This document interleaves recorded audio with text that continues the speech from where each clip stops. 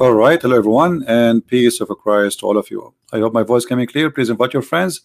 And where is everybody? We have 1,300 something, and now we have only 451.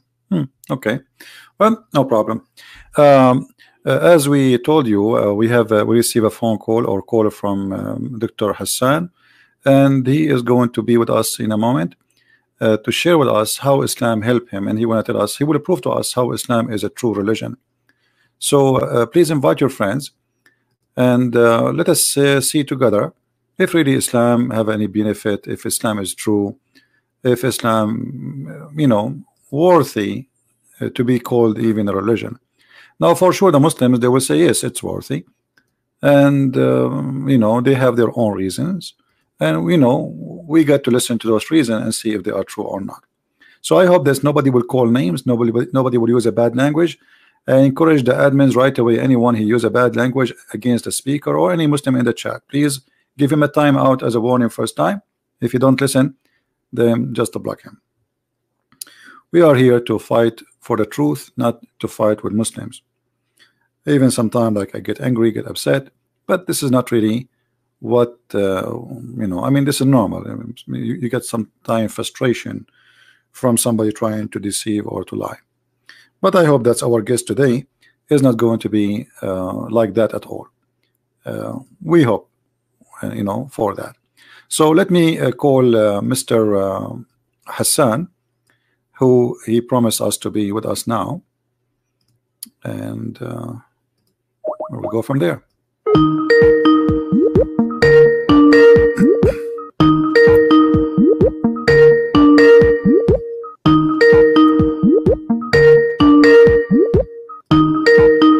Hello.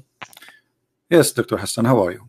I'm good, sir. How are you? I'm fine. You are live on air now, and everybody is waiting for you to tell us why Islam is the true religion. Go ahead. Okay, so thank you so very much. I'm not a scholar or something, but I do find these conversations interesting since they give me a chance to actually go and dig deeper into Islam and know more about my own religion, and question it actually. And I mean, let's just okay. I'm gonna start it. So I'm a doctor, and for something to make sense, it has to be very logical. And there has to be, yes, evidence, but there has to be like a kind of evidence which is like substantial. There has to be like a lineage, or you can say connecting the dots, just like Steve Jobs says. So that's how our brain works. So there's always in science, there's like a hypothesis. You must have read it, like null hypothesis. First, you have to actually deny the fact that there is a relationship whenever you're testing something. It's called the hypothesis. It's called null hypothesis. First, we deny, that a statement is not true.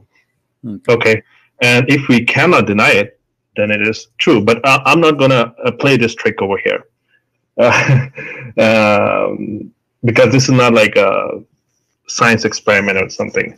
So I mean, logically thinking, if you because my background is psychiatry, by the way. I did a lot in my own country, and by the way, I'm a Sunni Muslim. Okay, so just to clarify, so whenever you're like inspecting somebody or someone's behavior, let's just analyze my prophet's behavior. We can only come up with a few conclusions. I mean, Prophet Muhammad, he can be a liar, right? That is one possibility. The other possibility, he can be mad, right? Okay. That's a very that's a big possibility too. And a third possibility, which can be if these two are not there lying, if he's not lying, and if he's not mad, then he's probably telling the truth. Right? Okay. Can we agree? No problem. I'm listening to you. Okay. So first, let's just say if he's mad, then he's not lying by default. All right. Because if you think that if he's let's just say he's mad, okay, a mad person,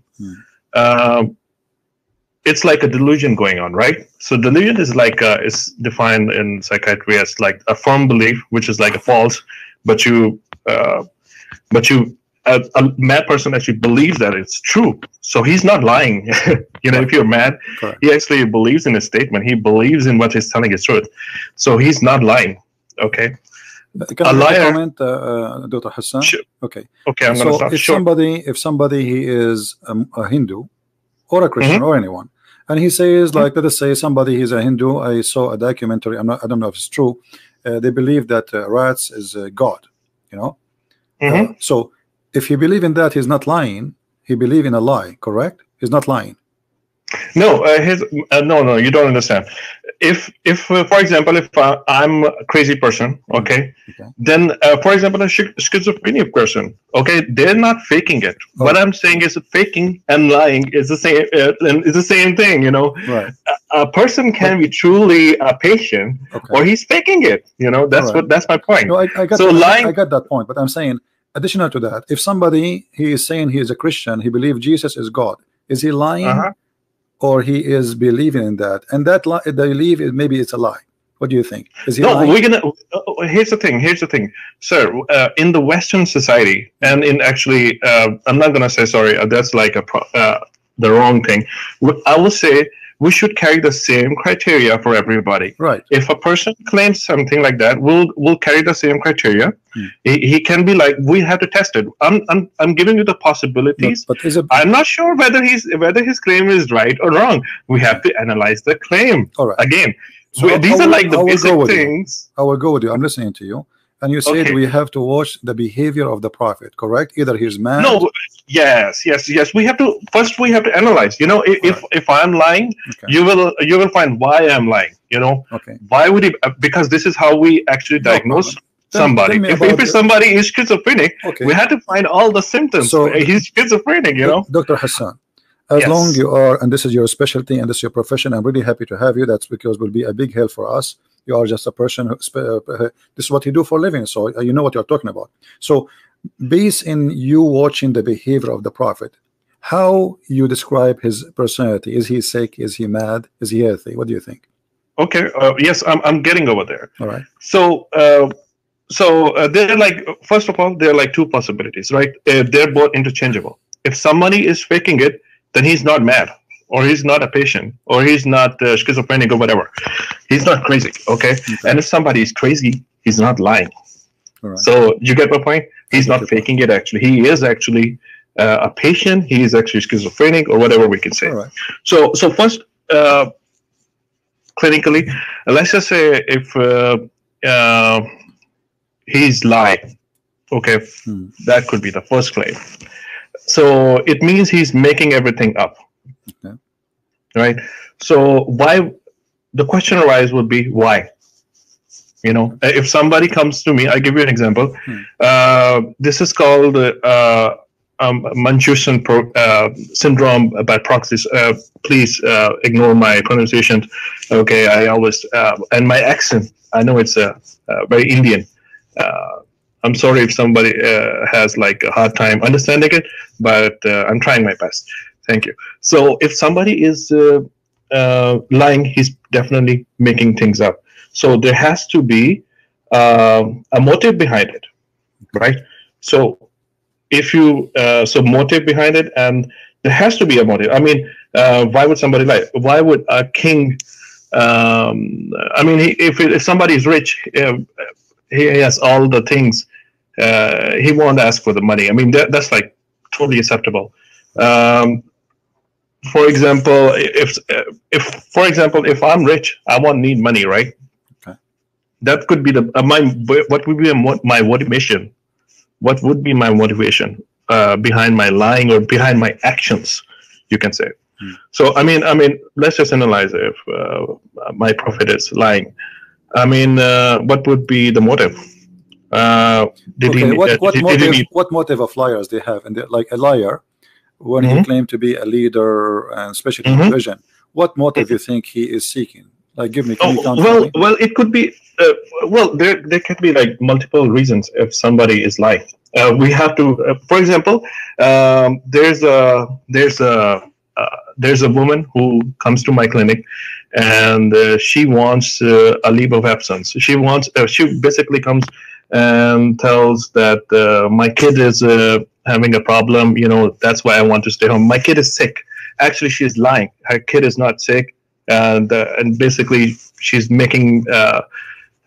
There has to be a motive, you know. What I'm trying to say is, okay, what the motive for somebody? Forget about a patient, because this is just you know, it's not. I'm just giving you. This is a person, Hassan, a person claiming to be a prophet, and he by getting that position, he became a king. Obviously, he ruled. Yes. So what is the motive of a liar of someone he claimed to be a prophet? Okay, let's just analyze this. Okay. Well, the way I see it, correct me if I'm wrong. Okay. Was he called the most truthful person? Okay. So a truthful person cannot be a prophet who is liar, correct? No, he can be a liar too. Of course he can be. But we have to see how he is truthful. Okay, but no. Okay. I mean, I'm just, for example, no. Here's the thing.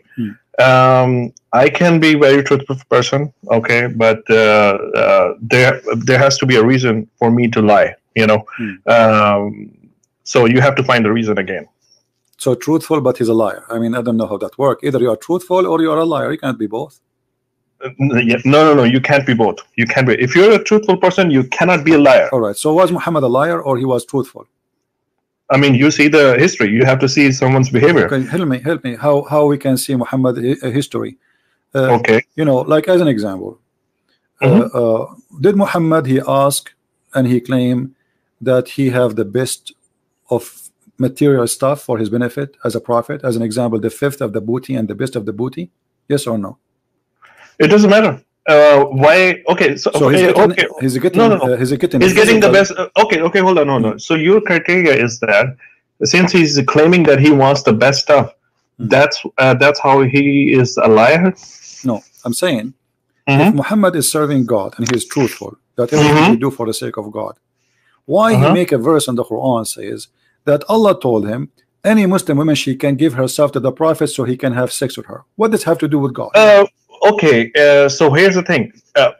If someone claims, if I'm analyzing here the behavior of Prophet, I would say, okay, so either he wants sex, a lot of sex, right?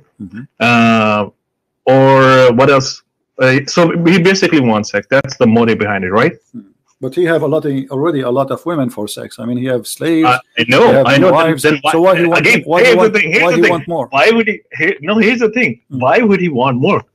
That's the thing. That's the thing. So what do you think? Why he more? As long you are that. No, that is the thing. If he already has a lot of women, why would he? You think that he's lying? You have to give me the evidence. I'm not saying he's lying. I'm asking you why he want more. A guy already have 13 wives, have hundreds of slaves for sex. No. So why he make an why his God he make a special privilege for him? This is only privilege for Muhammad. Sir. Here's the thing. If you are saying that he wants more women, while my claim is that he already has a lot of women, as you yourself actually mentioned, he has like 13 wives. You don't think there's somebody sick? Somebody is sick and he want more and more. He never have enough. Because let us see me and you. When Muhammad is going to have those women, what he would do with them exactly? I will give you 3 options. He will play chess with them. He will have sex with them. He will go and watch movie with them. Which one of them is Muhammad is going to do? Those women who offer themselves for the prophet, who they are not his wives, additional. What they will do with him exactly? What the purpose? Sir. You're let me say, what you're telling is actually you're actually proving your own point. Let me say it.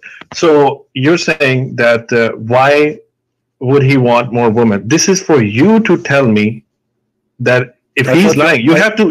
I'm not saying he's lying. I'm saying, listen. I'm not saying you are the doctor, right? And suddenly, you're saying you as a doctor, suddenly you as a doctor, then you're saying it's the truth. Dr. Hassan, suddenly you as a doctor, you do not know, and you're asking me. I'm asking you, why a person, he have a lot of wives, he make a verse in the Quran saying that God told him. Okay. So first, why God, Hassan? Why God? Sir, here's the thing. Let us not to go over each other. Sir, you're asking me the wrong question. I tell you why. You're actually saying that he actually made up the verse. Okay, so if he's not the one who made the verse, why Allah he gave him a verse? Okay, why Allah he gave him a verse saying she gave herself to the Prophet? The guy, he can marry as many as he want. Why Muhammad he can marry as many as he want, but Muslim they can marry only 4? Here's the thing.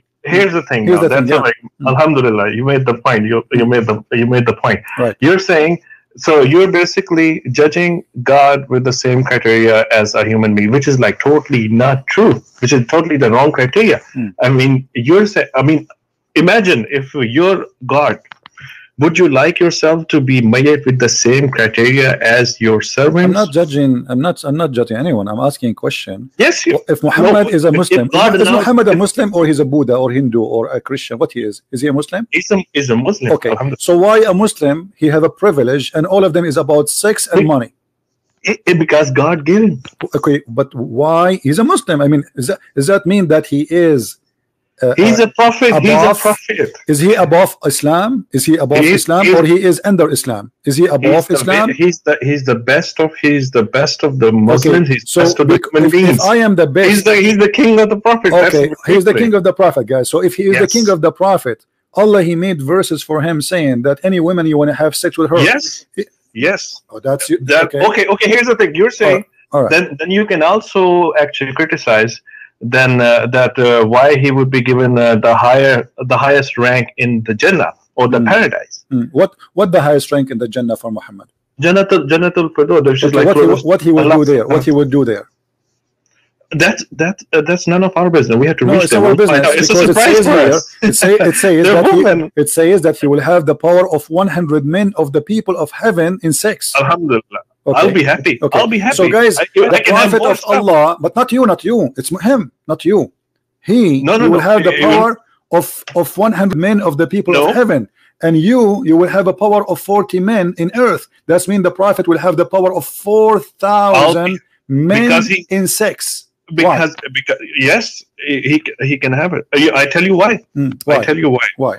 He served my Lord Allah more than me myself. So he deserved more. Okay. He suffered more. That makes sense. He suffered more. That makes sense. That makes sense. If, for example, if you suffer more, Allah will give you more power for sex. Sir, here's the thing. If you, for example, you have a servant. Okay, if a servant serves you more, would you not be happy and give him more? Give him more sex. I will definitely. If he would ask anything. Okay, listen, Dr. Hassan. You see, I'm taking advantage of having you as a doctor, and you're saying you are a psychiatrist, like a. Sir, forget about me that I'm a doctor. No. I'm a logical person. I'm not a logical person. If a person he imagined himself seeing things, but in fact he did not see those things, what do you think he is? And then it would be schizophrenic. All right. So it's like hallucination. Thank you. So your prophet and the hadith, and this is sahih, it says that the prophet he was bewitched, and I want you to look in the screen with me. It says, once the prophet was bewitched, so that he began to imagine that he had done a thing which in fact he did not done. What do you think this? You as a doctor, what is that telling you? Sir, again, so you're saying that he was bewitched, right? I'm not saying. It is you Muslim saying that to me. I'm Christian. So what does it prove? You tell me. A second ago you told me that he have a mental issue. A second ago you just said that. I asked you if somebody imagined himself doing something, but in fact he did not. You said to me he's schizophrenic. You said that. So you said anyone who do that, he have what you describe it. Say again. I don't know how to say it correctly. If somebody schizophrenic, is that correct? Or somebody can be schizophrenic. Okay. Somebody can be. Is Muhammad schizophrenic? Because a second ago you told me, by just saying that's for you to tell. No, I am asking you. You are a doctor, not me. I am not even a nurse. I don't even have a driving license. I mean, the only license I have is a driving license. They will take it from me soon. So I'm asking you, as a doctor, somebody, he imagined himself he done a thing, but in fact he did not. And the Muslims claiming that he was bewitched, which means he lost control of his mind. What you describe the situation for us? You're saying that he was bewitched, so he was. I'm not saying. Why you keep saying I'm saying, my friend? It's not me. It says Aisha. She said, narrated Aisha. You can look on the screen, by the way. It's on the screen. Okay, well, let me just see. She said once the prophet was bewitched, so that he began to imagine that he had done a thing which in fact he had not done. Okay, so where's your source, by the way? I don't know. Sahih Bukhari, my friend. Sahih Bukhari. Do you know that? How much do we? Okay, I'm not sure about this. Okay, but I read this one, and I'm not sure. But let's just say if he's bewitched, what difference does it make? Well, a second ago you said he's Shifrawazi, and now you are saying what difference would make. Trying to find one who's talking. We see if he's a crazy. Aren't you the one who starts saying, "Let us examine if Muhammad is a crazy or a liar"? You're saying that since he was bewitched, so he's like schizophrenic, or he's like. You as a doctor, do you believe in bewitching? Yes, I do. Okay, so you believe as a doctor, if somebody came to you, if somebody came to you and says, "I imagine myself having sex with my wife, but in fact I did not because somebody bewitched me," you as a doctor, you believe in bewitching? Oh, there are actually evidences for this. Really? That's a scientific evidence? Yes. Really? So how somebody hello. Yeah. Sir, science changes. Okay, first of all, science changes. Science is not constant. I'm telling you. For example, there was like a planet which was removed. I mean, science changes. Okay. We're talking about the logic here. Okay. I mean, if I tell you, I tell you what, sir. I tell you what. Even if you see the medical science, there was like substantial increase in the knowledge in the last 10 years, like which we are like which we're seeing it. Okay, before that, like there was not a lot of knowledge. Okay, and this proves like things change in science. So you are saying to me until now science did not discover that that magic is it true? Yes or no? Is it true or not? According to science today. I believe magic is true. No, I'm saying science. According to science today, October 13, 2019. Is science approving magic, or the science is disapproving magic? I don't know. I'm not a scientist, but I have read about it. You studied. Okay, now listen. So I'm not a scientist. So now you are saying your prophet bewitched. Can you tell me what bewitched mean? He had a demon or something. That's what you're saying. You're a prophet. He was occupied by a jinn. My friend. That's black magic. Black magic. Okay, what is black magic? Explain to us. What is that? It's a demon magic. But Muslims don't believe in demon.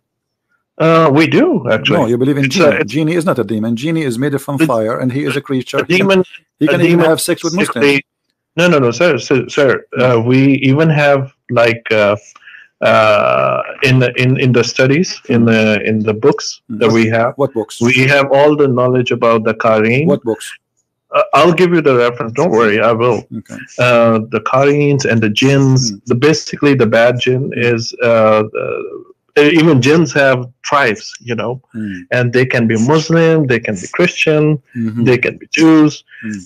So we have in the religion, there's like a lot of lots and lots of information about it. Okay, I want you to It's a part of our faith too. The we have to believe in the supernatural things. You are saying now, and everybody heard you. There's a bad jinn controlling your prophet. How he control him? Because he was bewitched. So no, how he control him? How does jinn control him? What he do? He hold him from his ears. Did you watch? There are symptoms. There are symptoms, and there are symptoms, and they, according to the books, he has symptoms, and I'm not. I read about it like a long time ago, so I'm not. Listen, I don't have like question. I'm not asking about the symptoms, Dr. Hassan. I'm asking you, my friend. Listen to me carefully. I'm saying to you, how the genie control him? Did you watch the movie? Like it's a cartoon movie, like a guy, he own a restaurant, but they will not give it to him, and then a rat start teaching him. He jump inside his head, and he hold his hair, and he make him move his hands. So how does genie? Let us say that is the rat in the head of Muhammad, and how is controlling Muhammad by his hair? What he's doing exactly? I have no idea. I haven't. That's what I'm saying. I don't have the information about the bewitching and everything. But I do know that whenever someone is occupied, he will feel like soreness of the shoulders and everything. He will feel like some. Okay, if somebody bewitched you, and now you are saying, and everybody heard you, he is under black magic. Why you call it black magic?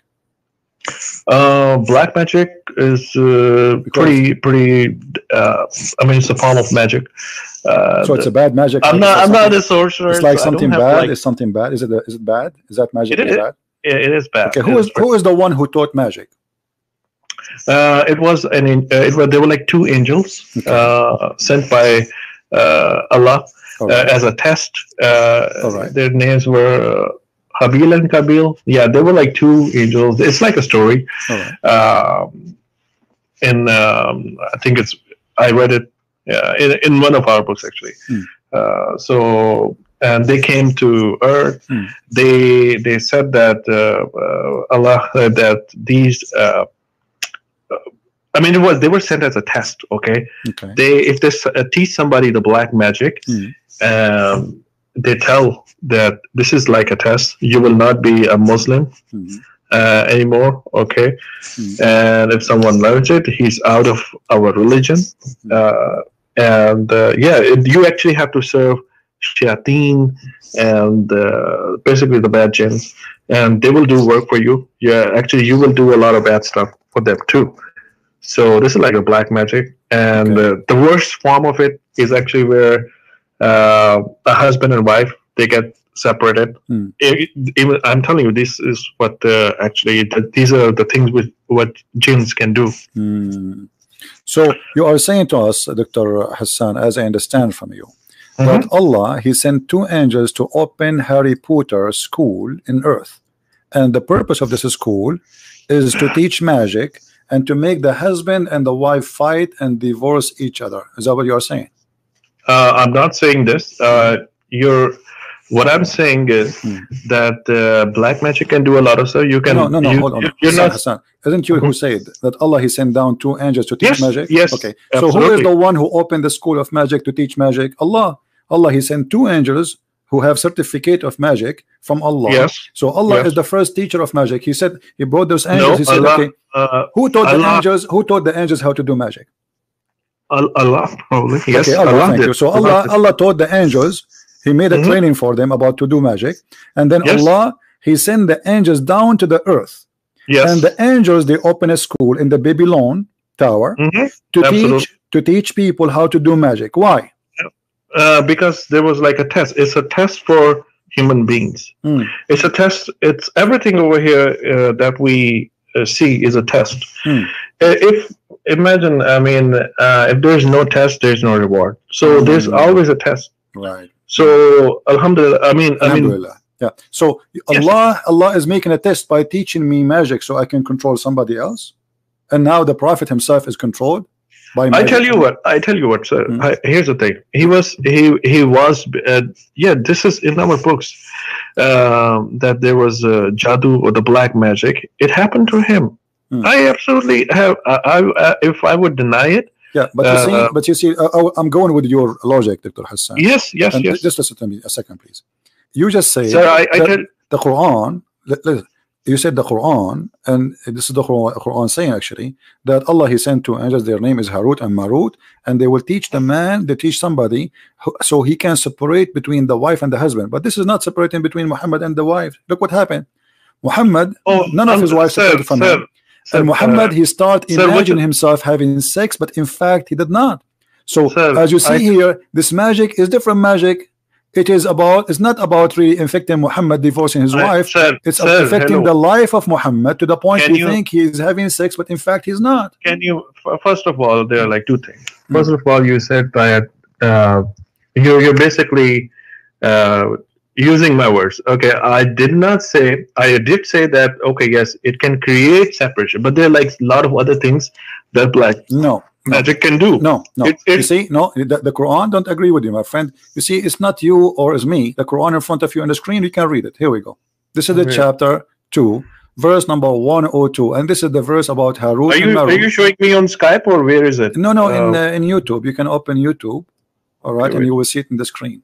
You can just mute the sound so we will not have double voice. So what is the name of this chapter 2, verse number 102? I can send you the link in the Skype if you wish. Do you want? Let me send you the link. Chapter 2. I will send you the link. Here we go. It's easier. Here we go. Just click at the link and open it. Friends. All right. Oh, that's good. Thank you. Okay. You know, I tell you,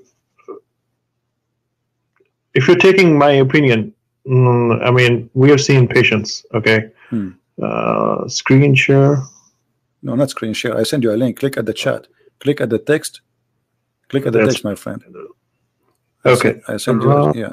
Click at the link and open. This is your Islamic link and the translation there, or you can open any Islamic translation website. Go to chapter 2, verse number 102. It says it clearly. Okay. So this magic, that's magic they will teach to cause separation between the man and the wife. That's it. There's no other thing. Yes. So. Okay. So your prophet, the magic he suffered from, did not cause separation. It caused him to imagine himself having sex, but in fact he did not. I don't know where you're getting that one from. You're probably getting it from what? I don't know. What is your source? Magazine, newspaper. Which magazine? You know, I thought like Kardashian something news. I don't know. Where are you getting it from? Sahih al-Bukhari, where I'm getting it from. Where in Sahih Bukhari? Can I see it? It's in front of you on the screen. Oh man, where is it? I'm not opening the YouTube. Can you just send me the channel link? Send you the link. Here we go. Okay, I'm searching Christian Prince here. Okay. No, let me. And live now. Live the wait. Okay, I will. You want the link for YouTube? Here we go. I will send the link. No problem. But just be sure, please, to mute YouTube so we don't have two sounds. Okay, this is YouTube. I send it to you in the chat. Okay, and I send you the link for the hadith. Okay, what is the point? The point is, you are saying to me where you get this from, which means this is surprising to you. And the point is that did not separate between the wife and the husband.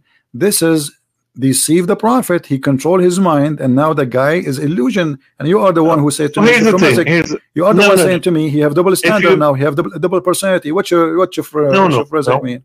No.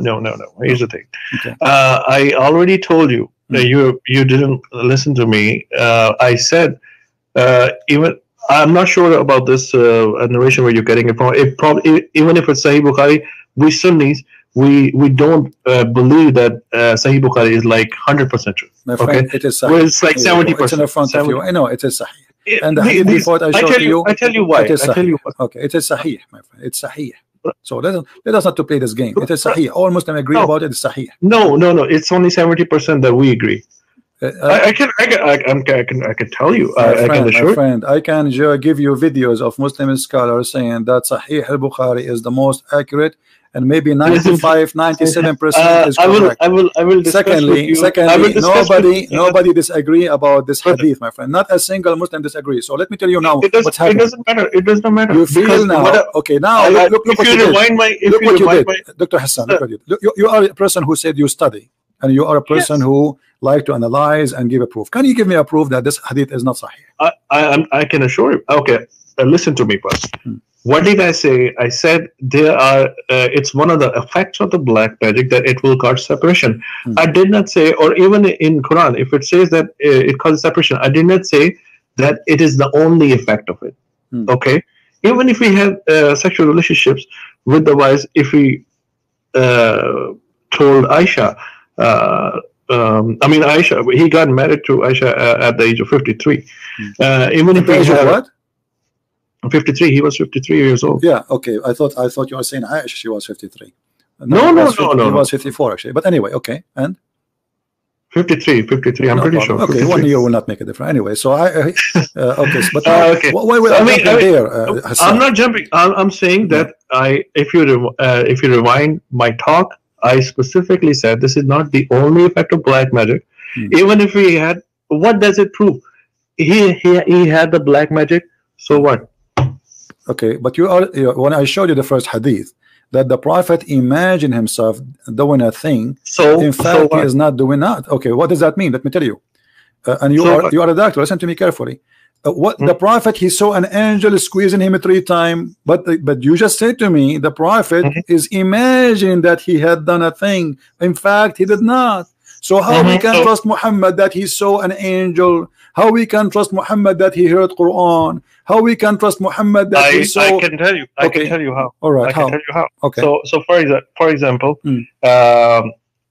there's always something.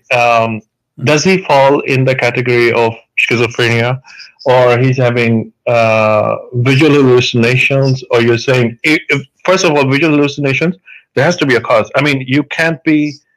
If somebody is schizophrenic, I'm telling you, I've seen it. You can name me one schizophrenic person who is so well behaved and so organized. Muhammad so well behaved. Muhammad is so well behaved. Oh my God! Okay, so I'm telling you, dude. I just showed you Muhammad making verses. There's nobody. There's no high functioning. If somebody is a patient, okay, they don't act like this. People have already analyzed the behavior of Prophet. Like you say like this, like what? Give me an example so you can help me. Like what? You have to give me an example. That if in the history, if there's someone who's like high functioning and he's getting the revelation, according to you, it's high functioning. Muhammad was high functioning. No, you have to tell me a patient which is like really high functioning and in the present day, and he's having the hallucinations and everything. You have to tell me that. There's nobody. There's nobody. So is Muhammad was high functioning person? No, he was totally normal. What is normal about a guy? Because nobody can bewitch me. I change all the Muslim in the world to bewitch me, and I don't imagine things happening. But we will not bewitch you because we don't practice magic. If we practice magic, we're out of Islam. So we will never bewitch you. Okay, so Allah, he opened a school to teach people how to bewitch each other. I already told you, Allah sent it as a test. Allah sent everything as a test. Okay. Listen, when Muhammad he claim and he say in the Quran that the sun set in murky water, is that because he is he is having an illusion in his mind that God told him that, or he is being truthful, or no. Here's the thing: you're getting off topic again. I can discuss with you that thing. No, I'm not. Because Muhammad is claim. Listen, sir. My friend, Chris. Here's the thing, sir. I tell you what. We're analyzing the behavior, and now we're saying this is the behavior. When we have somebody, he stand in the middle. He says, "I am a teacher. I'm going to teach you science. Here we go. Listen to me. My God, He sent me an angel, and the angel appeared in front of me, and he told me to tell you this." That Zulqarnain, he reached the sitting place of the sun, and he saw the sun sitting in a spring of murky water. Okay, when Muhammad he received a message from the angel that the sun set in the murky water, was he imagining things, or this is true? He's telling the truth. Okay, so does the sun, according to your belief as a doctor, set in a spring of murky water? It doesn't matter, because here's the thing. I don't believe that science. I again told you, I already mentioned to you, science is ever changing. It's improving. You will find everything. I mean, there's all I can. I mean, there are like a lot of things in science which are actually in Quran too. So you are saying to me that by time we will How find. Okay, I ask you a question. Hassan, I ask you a question. You made your comment, please. You have asked me a lot of questions. I can ask you one question. Let me make my comment, please. No, stop. Stop.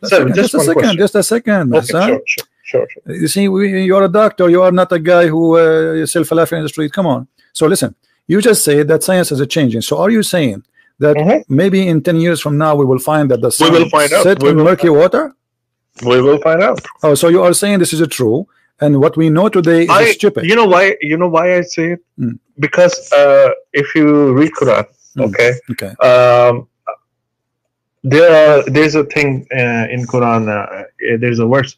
It says while the baby is in the womb, it's growing inside a woman. Looks like a leech. How does like a leech? Prophet would? It looks like a leech. Where it says that? I have to find you the link, but I will send you it. Don't worry. I will send you it. No, you do not. I know the Quran very well, my friend. It doesn't. It says it says like a congealed dead blood, and this is the verse in the front of you. It's blood sucking. It is like a congealed dead blood. And this is your Islamic translation in the front of you. And Arabic is my first. My first language, and this is the link. I will send it to you in Skype. So the one who told you that, he is lying to you. No. I've already read it, sir. Okay. Read it where? Read it in a false Islamic translation, my friend. What read it? It's in front of you. Read it. The Quran says that Allah he made the sperm transform into a dead blood. This is what. Yes. So what does it? What does it mean? No, not just a bit of blood. It also looks like leech. Read it more. My friend. It's look like a leech or not. Alaqa is the dead blood which attached to your body. So it's dead blood. Doesn't matter. Yes. So what does a leech? Okay, but does the sperm transform into dead blood? Yes or no? Not like. Yes. Not like. It doesn't say like. It says it carefully. And we have made the sperm into a congealed blood. Can you tell me what congealed blood mean? You're a doctor. I'm not. Congealed. Okay, congealed blood or concealed blood. Where does it say? Yeah. Okay, I'm not reading it actually. Here we go. I'm reading with my poor English. So, what congealed blood mean? Wait a second. We can search Google, and Prophet Google will help us. No, wait a second. Okay. Let me open it. I'm sorry.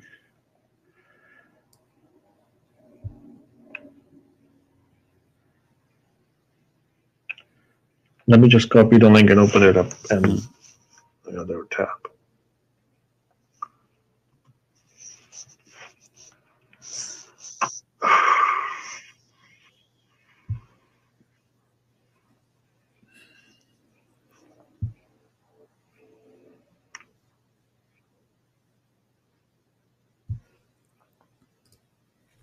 Yeah, so then we made the sperm into a clot of congealed blood. Congealed blood, okay.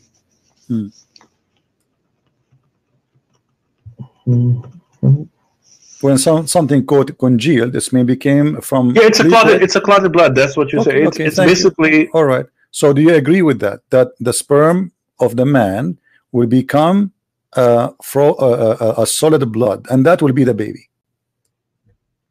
Blood essence, it recharged. I don't know what's the definition here.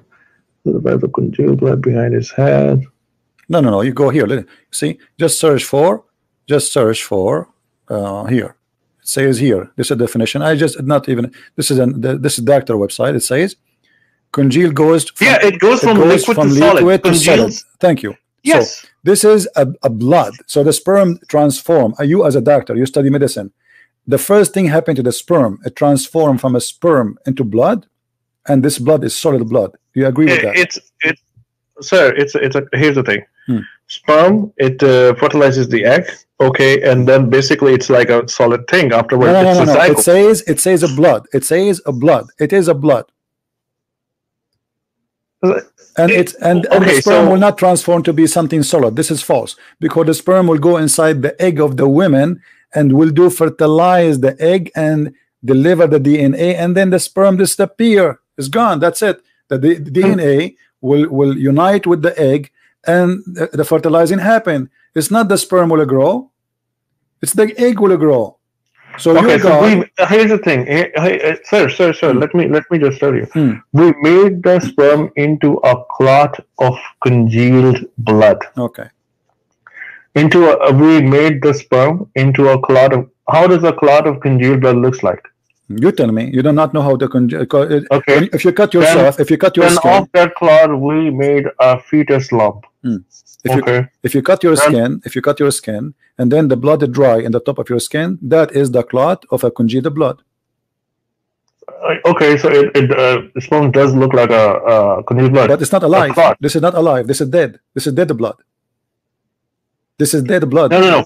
Okay, if you read the context, we did create from the Christians of what to say? Okay, then we placed him as a drop of sperm in a place of rest, permanently fixed. Oh, you didn't read the verse number 13, which is right above the verse number 14. I tell you why. Okay. First sperm, it's telling you that okay. It is sure. The verse number 13 is saying, who knows better? Who knows better what the Quran, Hassan? Who knows better what the Quran mean? Me or you or the Prophet? What do you think? A prophet, okay. My prophet. Let us go and see what the Prophet said, and whatever the Prophet said. My friend, it is right. No. Whatever your Prophet said. No, hold on. It is right in front of you. Hold on. No. You know, it's not right in the front of me. Read the verse number 13. No, here we go. My friend, you're not letting me read it. Read it, please. It's in front of you. This is in front of you. This is your Prophet saying that. Your Prophet. The verse number 13. Listen, sir, Quran. I'm reading the Quran right in front of you. Your Prophet explain the verse. Do you like to explain? Do you like your Prophet explanation, or you don't respect your Prophet explanation? You're not listening. Do you respect your Prophet explanation, or you don't? Sir, if you're talking like this, here's the thing.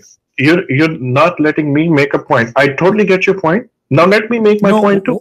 I asked you which one is better, my opinion, your opinion, or the Prophet's opinion. You have asked me so many questions. Let me answer. No.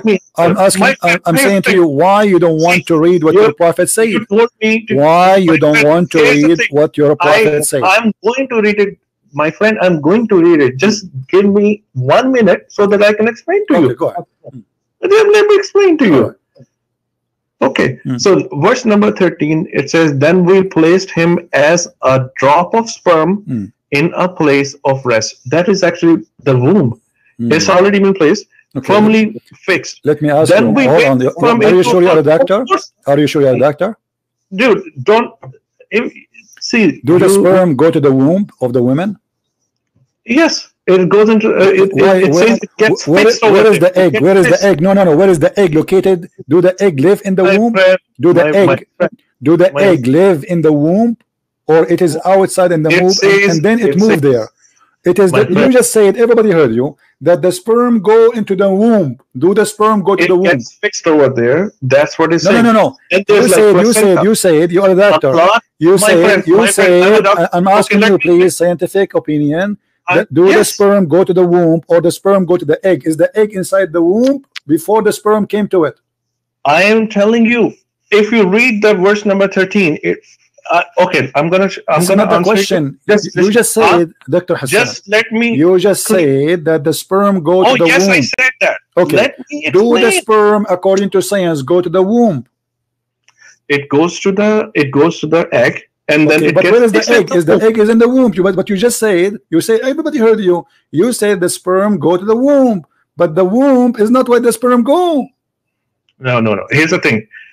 Okay, you did not even read the Quran correct. I can tell you why. My friend, you are the one who said to me, a fixed place, a resting place is the womb.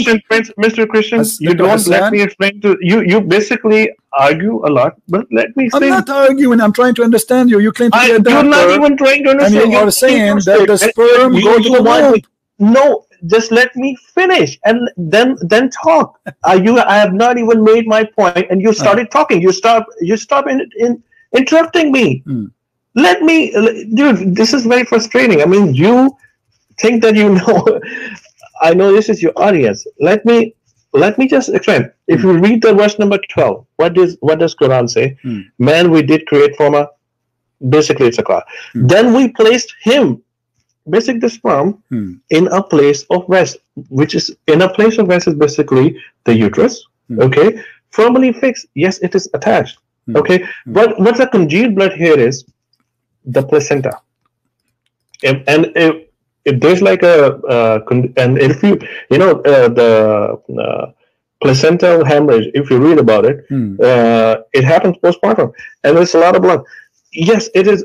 Placenta is basically supplying and receiving the blood. Okay, Hassan. Okay. Listen. Okay, can you please read for me the interpretation of Hassan? You think that Hassan? Okay. Whatever you say. Hassan, I'm already. Can you read for me, please? Please read the whole Dr. stuff. Dr. Hassan. And can you read for me your prophet explanation for the verse? Are you against your prophet to explain the verse? I am not. Now I'm going to read it because you have listened to me. Now I'm going to read it. Thank you so very much. Okay, go ahead.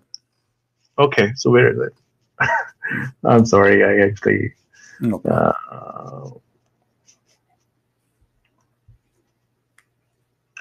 See, now that you let me make my point. Okay, so the congealed blood is basically the placenta.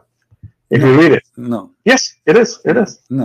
You read it. Because it says the sperm will become a congealed dead blood. This is the baby. Oh, the baby. Listen, everybody is laughing. I mean, it's in front of us. And here we go. Your prophet is explaining if this is the placenta or not. Read it. Read. It's on the screen.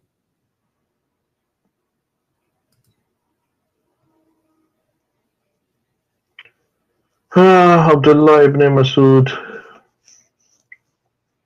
Okay, so okay, even if my prophet said this kind of stuff, and this kind of stuff, speak with respect, please. This is the prophet Muhammad, peace upon him. Don't say this kind of stuff. Don't say that, please. You're insulting the prophet of Allah. No, don't say this kind of. So, do you agree with what Muhammad he said here, explaining the creation of the baby, or this man he is suffering from mental illness, claiming he have knowledge that he's fabricating? Okay, so do you agree with him? Do you agree with him that the sperm will stay 40 days? In the belly of the mother? By the way, it doesn't say even the womb. It says in the belly. 40 days the sperm stay inside the woman. Do you agree with him or not? Where does it say? Okay, so I'm going to read it. He's the truthful believer narrated as verily the creation of each one of you is brought together in the mother's womb for 40 days in the form of a nutfa, the drop, then he becomes an alaka, a clot of blood, for a like period. Then yes, that's true. Okay, everything this is true. So you agree that a sperm can stay alive and will stay as a sperm in the side of the women for 40 days. Do you agree with that? Then he becomes an alaka, the clot of blood. Don't stop repeating yourself, my friend. Do you agree, one by one? Do you agree that the sperm stay inside the women alive for 40 days? A nutfa is a drop. It doesn't mean it's that it's a drop of semen. No, okay. So what's the point here?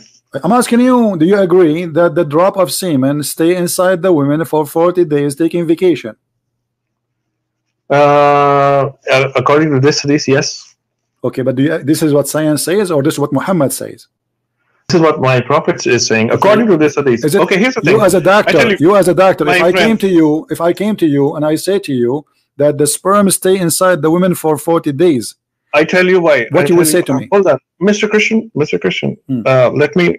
What is your religion, by the way? Are you a Christian, right? I don't know. My religion is a Christian Prince. I must be Hindu. I don't know. You use your intelligence. Okay, so your name is Christian Prince. You probably are a Christian. Probably. You are a Christian? I don't know. You tell me. Maybe a Hindu. I don't know. My name is a Christian Prince, and I'm here to prove Islam is false and Jesus is true. And you're asking me if I am a Christian or not. I mean, okay, we go. I'm just asking you just to confirm it. Just like I tell myself that I'm a Sunni Muslim. Okay. It's better if to have the introduction like that. So I'm not sure.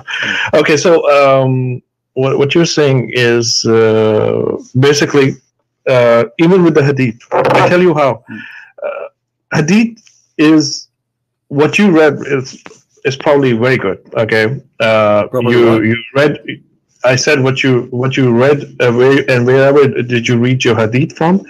It's good. Okay, it's good. You're quoting a lot of stuff out of context too. I tell you how. You help me. It says here. I'm going to help you if you listen to me. So I'm going to help. It's so clear. You see, this hadith in front of us explain the verse in details. The sperm will be 40 days, and then the sperm will become alaqa. You told me alaqa is a leech. It says here a clot of blood. Is it also Sahih Bukhari or Sahih Muslim? Yes, this is Sahih Bukhari, and I can show it you from anything. Sahih Bukhari, Sahih Muslim. I already told you. I already told you. Yeah. We every Sunni Muslim, if you ask. Okay. I mean, we believe that the Sahih Bukhari and Sahih Muslim is only 70% correct, but also okay. First, we have to prove. First, we have to prove that was he a prophet or not. Okay, so there's always a null hypothesis. You have to first just based upon the teachings. Just like Christians, they have also a teaching where someone he believes in Jesus can just drink poison and the poison won't affect you. No, this is what it says. This is not what it says. This is what it means. Yeah, because it says because Jesus, he promised us, and he said that they can destroy this temple, even his body, they can be killed, and I will build this temple in 3 days.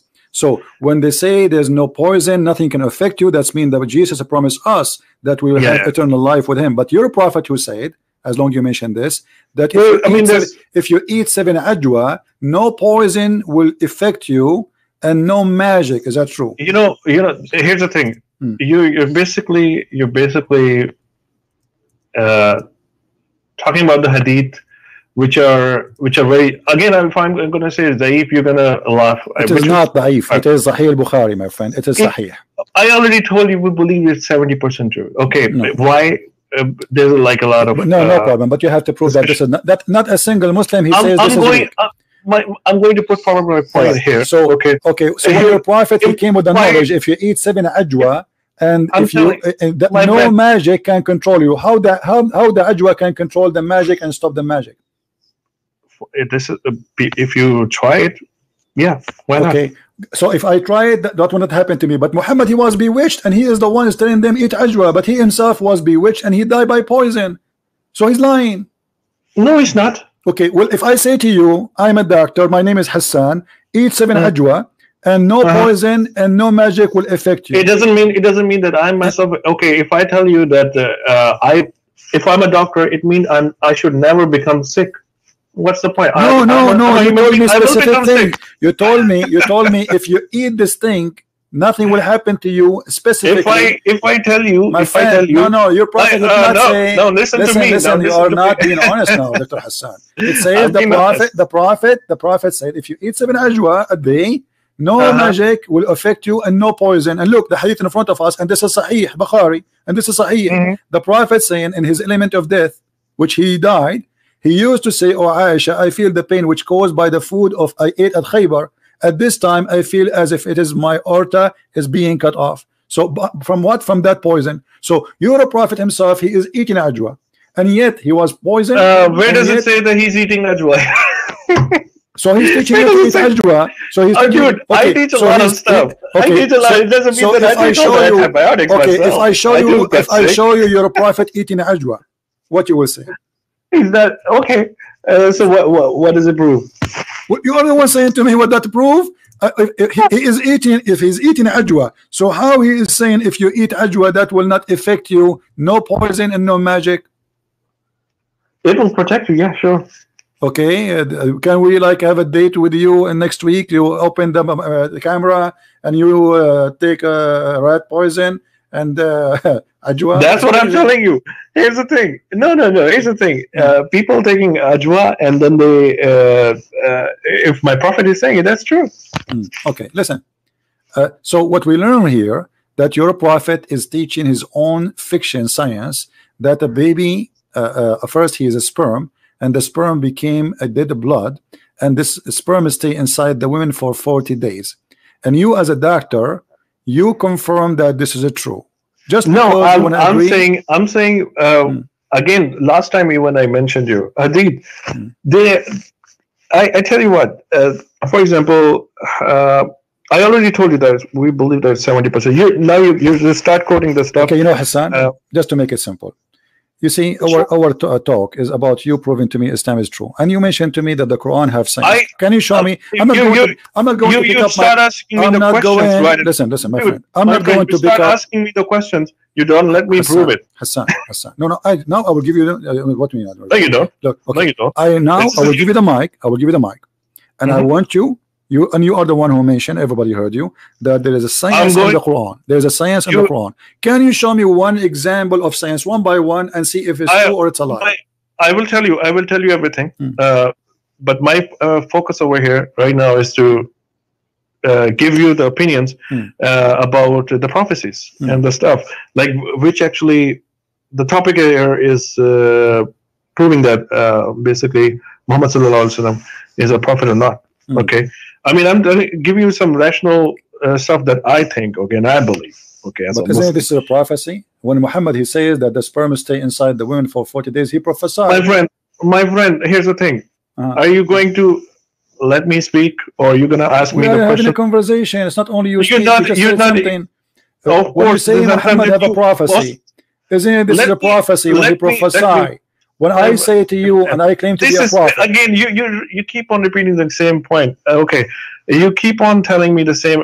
Okay, Hadith, and then you say Zaif Hadith. If I tell you Zaif, you don't. It's not Zaif. I challenge you to prove it as Zaif. It is Sahih Bukhari. What I already told you. They're like 70%. We only. But not even one Muslim can say it is Zaif. I challenge you. Oh my God. Are you gonna let me speak? The Quran, okay, what about the Quran? Is the Quran da'if too? The Quran says so. I showed you. The Quran, okay, the Quran says that the sperm transform into a congealed blood. Do you agree with that? I totally agree with that. Okay, listen. I want you in the front, Hassan. Basically referring to placenta. I want you to bring me. I want you to bring me the best of the science of the Quran. Choose anything you want. I will tell you in the next session if we ever have. Of course I will. No. Give me one. No. Because you are saying I'm not giving you. No, you see, I'm not giving you a chance. Give me 5 minutes. Hassan, give me 5 minutes. I will give you 5 hours. You say it. I'm not giving you a chance to prove it. So I'm asking you, please, can you give us one proof from the Quran? If you don't want hadith, can you give us from the Quran one scientific proof the Quran is true? Go ahead. I will give you. I'm listening. I will give you. Of course I will give you. I already told you. I promise you. No, give me now. So no, next week, same time, I will give you.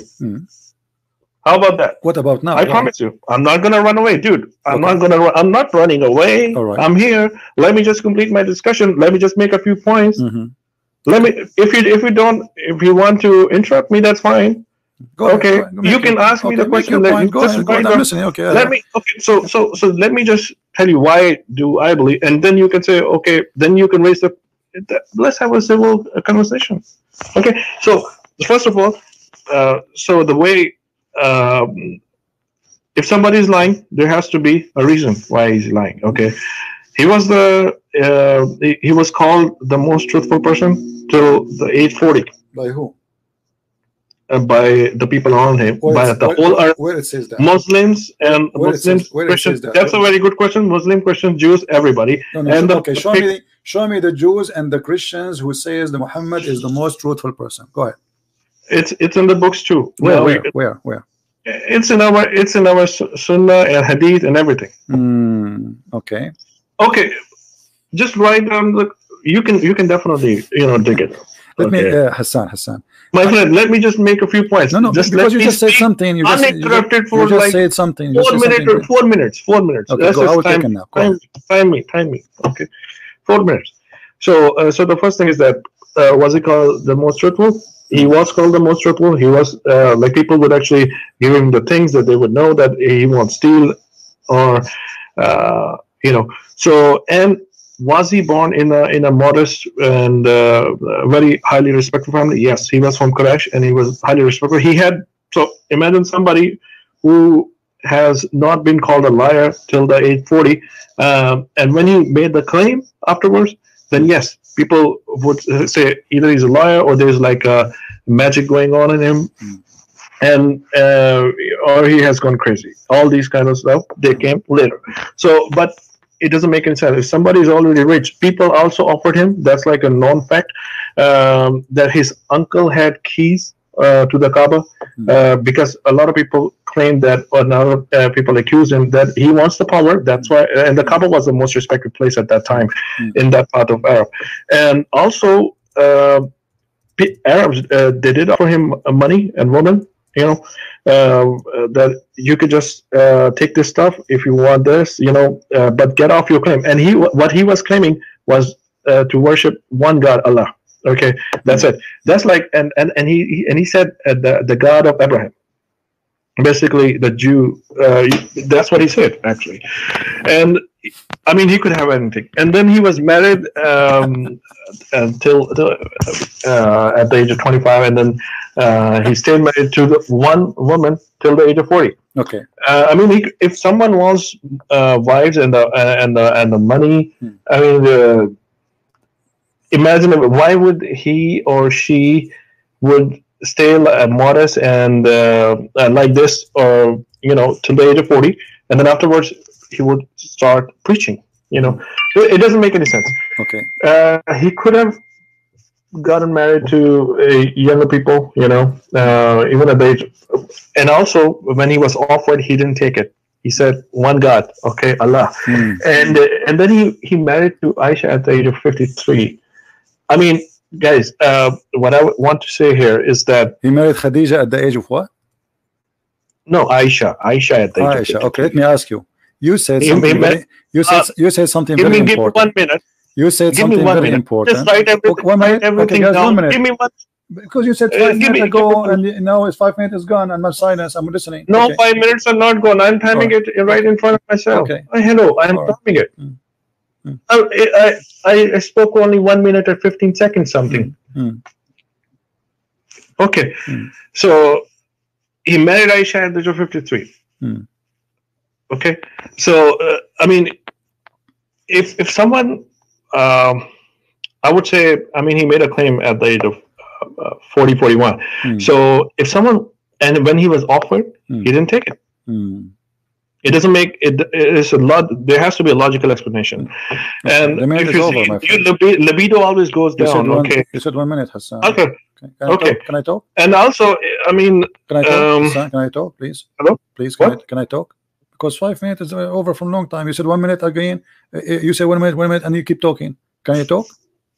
No, you didn't even let me finish. Come on. What finish? When do you finish? 10 hours from now? I mean, that's it. We got it. No, look, you mentioned to me that he married Khadija. Is it true that Muhammad and Khadija, they made the father of Khadija get drunk so he will accept Muhammad to be a husband? No. You are saying to me he's coming from another family. Why a person, he will be rejected by the father of a woman? She is married twice already, and she have tons of kids, and yet she is a lot older than Muhammad. Yet Muhammad and Khadija, they made the father of Khadija get drunk, and when he's drunk, they took off his clothes. That is just not true. It's in the front of you on the screen. Here we go. And Ibn Abbas. And Ibn Abbas, who said that? Ibn Abbas, the cousin of your prophet. And Rasulullah ذكر خديجة وكان أبوها. So, it's in the front of you. I would like to say that يرغب أن يزوجه. So her father, he refused to marry her to him. So look what she did. فصنعت شرابا طعاما وشرابا. She made a drink, a food and drink. Okay, here we go. I'm showing the screen, and I will show the page number. And this is your Islamic reference. This is Musnad Ahmad, which you Muslims supposedly believe in it. Look what it says. So she made food and drink, and she asked her father to come, invited him, and she invited some people, by the way, from Quraysh. And then after they ate and they drank, and you're showing Arabic. Where's the English? What? Where's the it's only Arabic. Well, it's not my fault. This book is not translated. Who cares? I mean, ask your scholar later. Listen. No, later. You can take this snapshot. Take a snapshot. Take it to your scholar, the sheikh in the mosque, who speak Arabic. If you speak Arabic, tell him to read it for you, and I will show you the page number. Hold on. Let me finish. And so she made him eat. They made them eat and drink until they get drunk. And then Khadija, she said to her father that inna Muhammad ibn Abdullah yakhطبني. Muhammad, he wanna marry me. فزوجني. He said, okay, he's drunk. And then she made him a dress, the nice clothes, and وألبسته حلة. So she made him dress the most nice suit he have, because in wedding party they have nice clothes, like everywhere. The clothes they wear, they save it only for occasion. So here Khadija, she made him drunk, and she made him agree to marry Muhammad, and Muhammad was part of this game to marry her. And you are saying to me he's a trustworthy? Okay, now I can. If your daughter, hold on, if your daughter, listen, if your daughter, she wanna marry someone, and then she made you get drunk, and then when you are drunk, she says to you, this guy, he wanna marry me. Do you accept him? The guy, he said, this guy, you marry him, okay, no problem. Can I talk now? Okay, go. Can I speak? Okay. So first of all, there are like 2 points that I would like to make over here. And I hope that, okay, so first point is about the alcohol, and the second point will be about you know, the young marriages and everything, about the culture and stuff. So first of all, the Arabs over there, they were even in the Quran, if you read, alcohol was prohibited like very later, and people used to drink alcohol like water. Even over there at that time, okay. And people would actually drink alcohol just like water. I mean, it was like like water. Okay, you got my point. Okay, so and the second. So that is an excuse. That is an excuse for somebody you call him a trustworthy to make his father-in-law drunk to marry a woman. Are you saying to me that a fraud? Are you saying to me at that time a fraud was not forbidden? Are you saying a fraud was not forbidden? Fraud. This is a fraud. Alcohol was not forbidden. The first thing Muhammad did in his life, it was a fraud. He married Khadija by a fraud. No, it was not a fraud. It was not a fraud. She made him drunk. She liked him. You know, she didn't make him. She didn't make him drunk. It's in front of. It's in front of us. It's in Arabic. I cannot. I will get it. That's not my problem. That's not my problem. And here we go. Hold on. This is Musnad Ahmad, variant number 5, page number 46, hadith number 2849. Hadith number.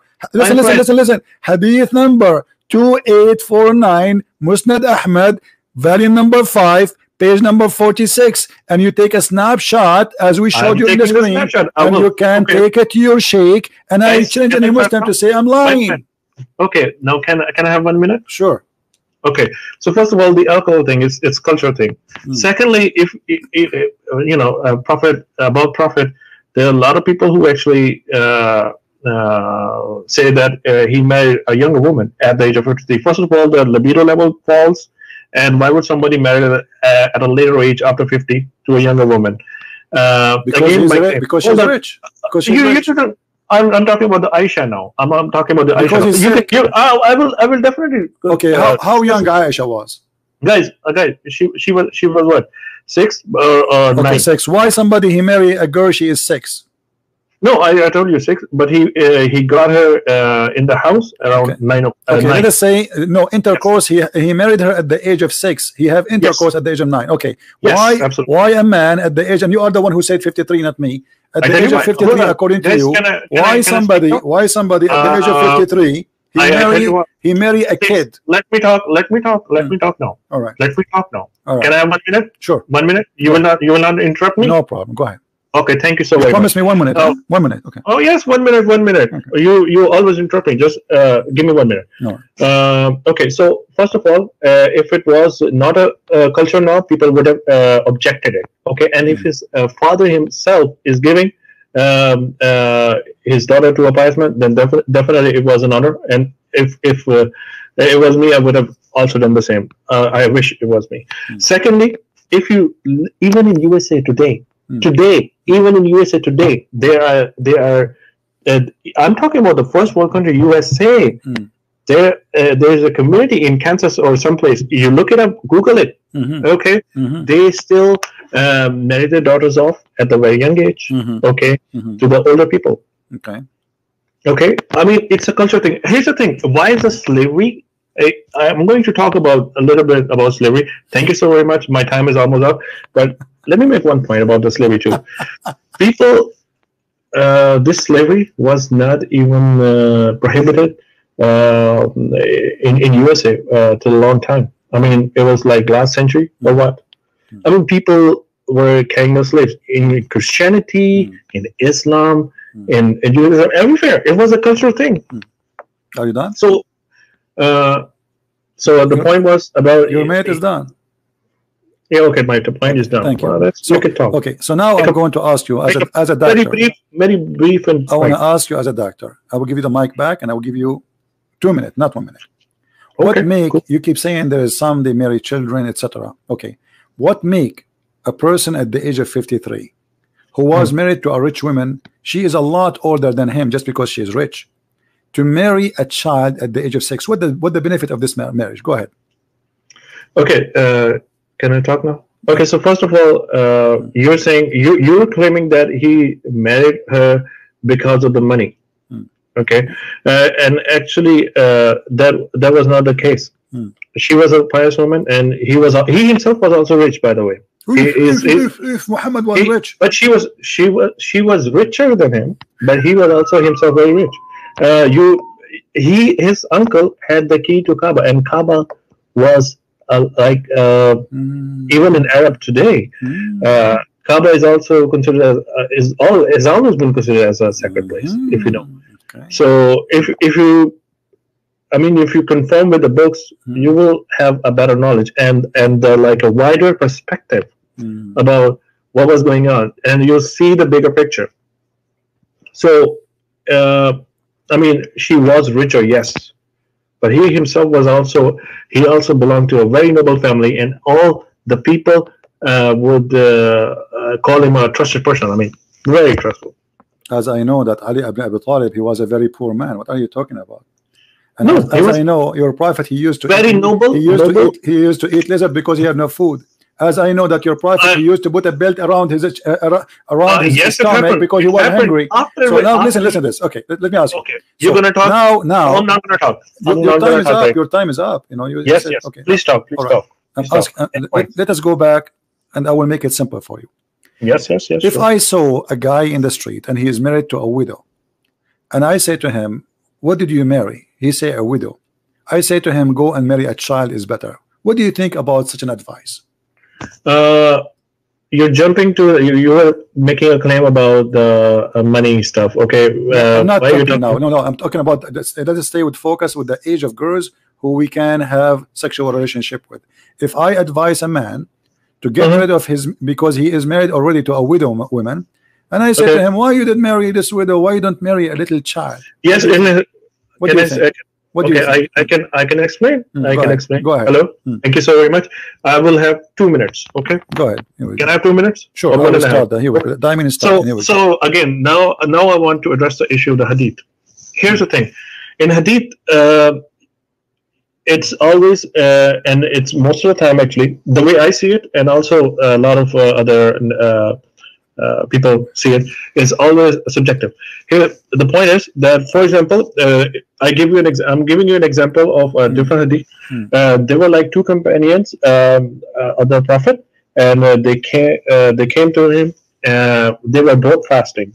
Now, the sex is basically prohibited when you're fasting. Okay, so one of them said that can I approach my wife? And the Prophet said, yes, you can, but only kiss. Okay.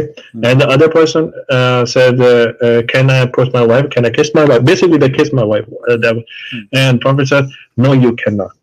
The reason was that the first and then later on, people asked the Prophet, why did you say to the one person that you cannot kiss your wife when you're fasting, and the other person you said, yes, you can? Prophet replied, because I know that his iman, his faith is strong, and he has a strong he's mentally tough, and he can basically stop himself from engaging in sexual intercourse, even when he kisses his wife, okay, or show affection to the wife.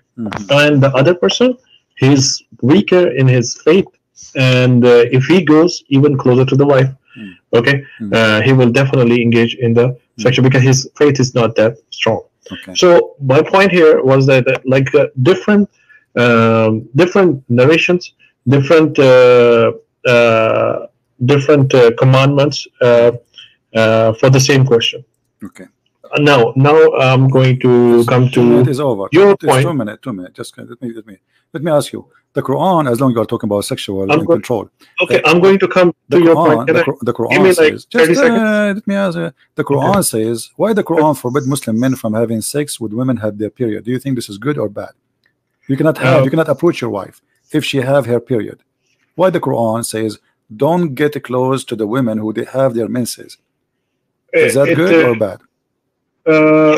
During menses? Yeah, it says don't approach your wife when they have their menses. Do you support that or you are against it? There's nothing wrong with it. A man should not approach his wife if she have her menses, correct? If you say it's in Quran, I have not read it, but I will because sometimes this is Quran chapter 2 verse number 222. It says approach not your wives when they have their menses. So if a Muslim he approach his wife when she have her menses, is he breaking the command of Allah? No. I tell you why. I tell you why.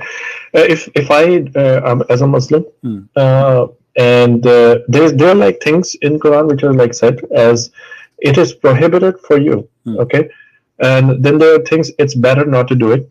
I mean there's like a different way to state things.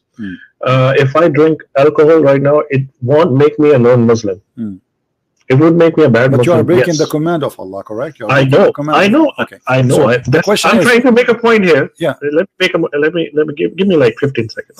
What I'm saying is that if I drink alcohol, I will break the command of Allah. Okay, but it won't make me a non-Muslim. It will make me a bad Muslim. Okay, thank you. Yes. So if somebody have sex with his wife or he approach his wife when she have her menstruation, that will make him a bad Muslim. That's what you are saying. Yes. Okay. Yes. So it is. Did he say if you do that, that make you a bad Muslim? You just said that the Prophet is a bad Muslim because the Prophet he approached his wife and she was in her menstruation. So he is a bad Muslim according to you, and everybody heard you. Again. No, this is your talk. Everybody heard you. Listen, this is your Prophet saying, Aisha saying, when I was menstruating, the Prophet SAW would to order me to warp myself with up an izar sheet, like a diaper, put it between her legs, and he used to fondle her. So you said the one who have a strong faith, he control himself when he said to the first one kiss the women, the second one don't kiss the women. So where is the strong faith of Muhammad to control himself? He had many wives already. Why he need to fondle this child when she have her menstruation? Okay, can I talk now? Go ahead. Okay, so basically basically what's going on over here is like where is that thing when I was mentioned? Yes. He approached her, and if someone, I tell you what, if you cuddle with your wife, okay, and it doesn't mean that you have like a bad, like a weak faith or something. Okay, there's nothing like that. Okay, yes, that was. I'm again telling you the hadith that I mentioned earlier. Okay, that was for the Sahaba. Again, I'm telling you, it was subjective. Okay, and in that specific context that was going on over there, okay, doing and like again subjective. Okay, now even if a prophet does this thing that he follows, it's not like you're engaging in the sexual activity. If you read the Quran earlier that you were showing on the screen, do not approach the wives, because Allah always talk in he has very what is it called? He has his own way. So approaching the wife, basically do not engage in sex. That's the narration actually.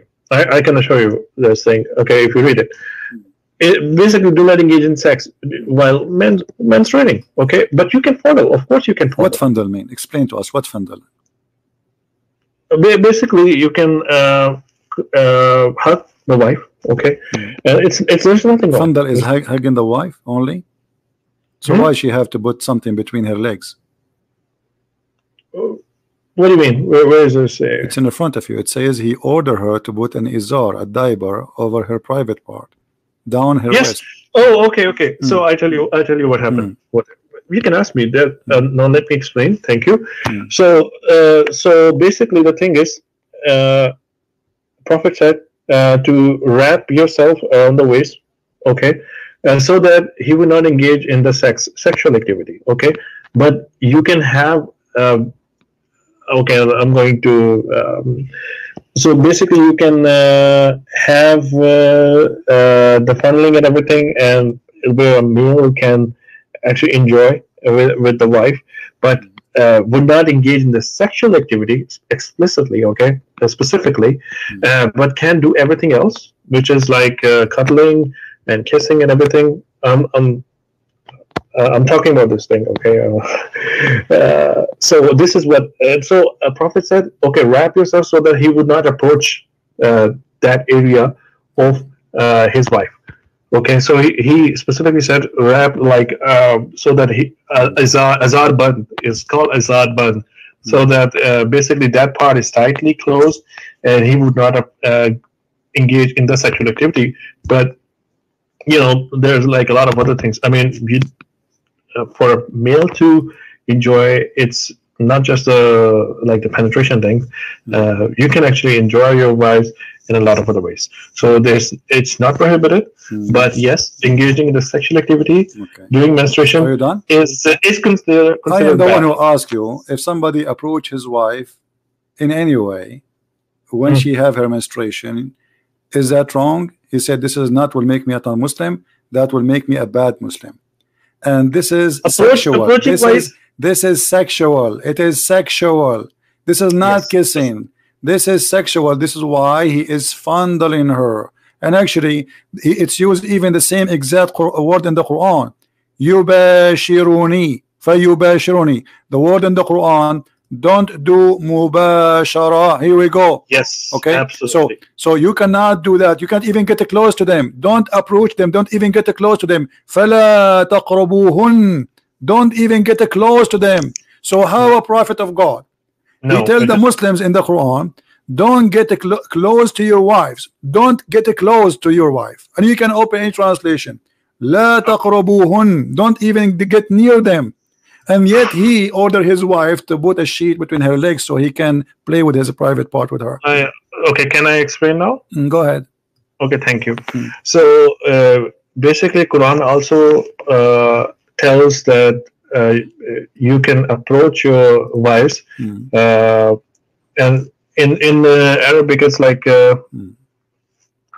what is it called? Basically, vagina is where the fruit is. Okay. Where is what? What is what? Vagina is basically where the fruit. I mean, I'm not saying this. I'm just making fruit? What I'm trying to. What the what fruit? I'm trying to. What the fruit? It bears the fruit. It bears the child. Okay. So you can approach your wives. Basically, anal sex is also prohibited in Islam. And it's where it says that. I thought the Quran says the opposite. You can't do that. The Quran says you can do that. Where does it say that you can do it? حرثا لكم نساءكم حرث لكم فآتوا نساءكم أن شئتم. So your wife is حرث. Where does it say? Where does it say? Here we go. Let me the verse. Here we go. Chapter 2, verse number 223. Your wife is the same as a ground in you, the same as a field. So dig in the field as you wish. Exactly. Where does it say? Chapter 2, verse number 223. Okay, women are like fields. Okay, women are like fields. Yes, it's called Ketia. So fields, basically, the thing is, can I talk now? Yeah. Okay. So fields are where you actually, whenever you bear a seed, and you will get the fruit. Okay. So you will get the fruit from a field whenever you bear the seed. Where do you bear the seed? In the vagina and not in the anal part. So this is like, if you read it, it's the field. Field means which will go. Okay, so it specifically says vaginal sex. It does not mean the anal sex. Okay. Thank you. Does it say? You see, I'm showing you your Muslim translation, which is all full of lies. It says you approach your wife as you wish, whatever you want. Just dig in it. It says here. Well, it also says your wives are says, tilth for you, so go to your tilth when you and how you will, when and how you will, as you wish. Okay, can I explain now? Mm. Okay, women are like fields for you. Fields. Do you agree with that? That your women are field and we dig on them? Yes, yes. Fields mean Mm. where you will bear a seed and you will get a fruit or your crops, and that means vaginal part, not the anal part. Okay. Well, you know, I'm really glad, Dr. Hassan, that today we have a good conversation together, and you help us a lot to understand Islam. I mean, your answers was amazing. So when we can have you again next time? Next week, okay. Inshallah. So next week we can have a debate about science and the Quran. You get ready? Okay, sure. Right. Because you mentioned to me, give me time to bring you science and the Quran. Okay. So guys, next week we will have Dr. Hassan with us, and he will show us the science of the Quran, and you will hear amazing science from Dr. Hassan. He's the doctor. I mean, come on, this is his profession. You know, this is what he do for a living. So next week we are expecting a debate. Do you want a date, certain date? Can we set a date or what? Sir, let me see.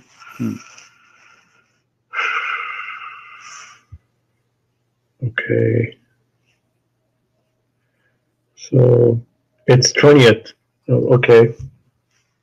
20th. Yes, 20th. The 20th of this month. 20th of October. 7 days from now. Next week. That will be what, Sunday? 7 days. Sunday? Yes. Okay. Yes. So guys, next week, Sunday, I will schedule it later. So now I don't know where you live. What time is for you now? I'm in Houston. So in Houston, okay. So we can say like what 1 p.m. in Houston time we can be here, or 2 p.m. Absolutely, absolutely. Okay.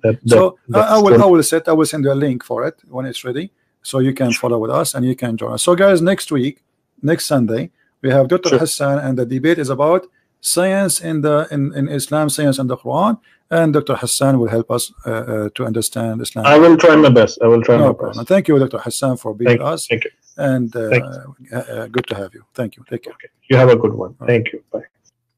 All right. I don't know. You guys, you leave your comment. You heard everything. I don't know what to say. No more comments. No more comments. This is what is called answer of doctors. The sun set in murky water, he agree, and he accused science that science does not know. Sperm stay in the women for 40 days, and he agree. The sperm became a congealed dead blood, and he agree. But he's a doctor. This is not a barber shop guy. This is not a taxi driver. This is not a bus driver. This is a doctor. And he is originally from India, with my respect to the Indian people. If this is what the doctor says to us, what a normal Muslim would say, just to defend Islam, what they can say.